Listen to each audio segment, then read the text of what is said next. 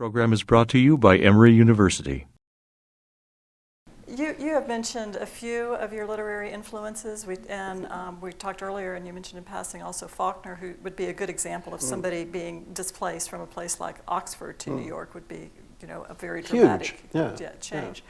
But other writers who've had an influence on you and have helped shaped your imagination, or there's too many of them, really. So you could only just randomly pick, because that'd be good.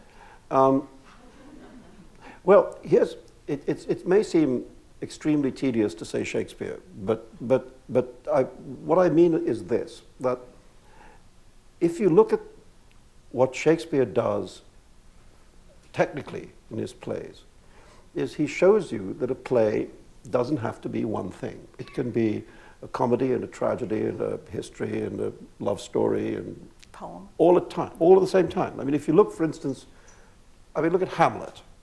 Act 1, Scene 1, ghost story. Act 1, Scene 2, intrigues at court, politics. Act 1, Scene 3, Hamlet and Ophelia, love story. Somewhere in there's Yorick, there's farce, and then ghost story again.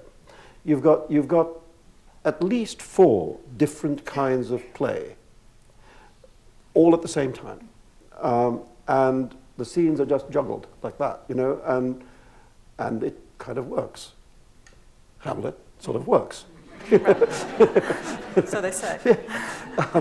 And I think for anybody who works in the shadow of the body of work of Shakespeare, it feels like an incredible act of permission to say, you can do this.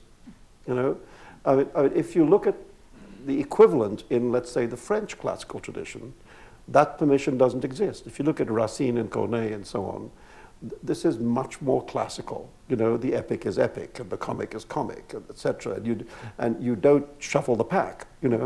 What Shakespeare, and not just Shakespeare, what Elizabethan theatre and to an extent Restoration comedy after it lets you do, is to just throw it all up in the air, and if you do it right, it works. And for me, that was really inspirational, to think that you could be everything at once, that it could be history and fantasy and tragedy and macabre and farce and all at once, and you didn't have to choose, because it seemed to me if you could do that right, it would feel like life. I think that's the great genius of Shakespeare, is that it feels like the whole of life, and I think the reason it feels like that is because all those different manners are in there.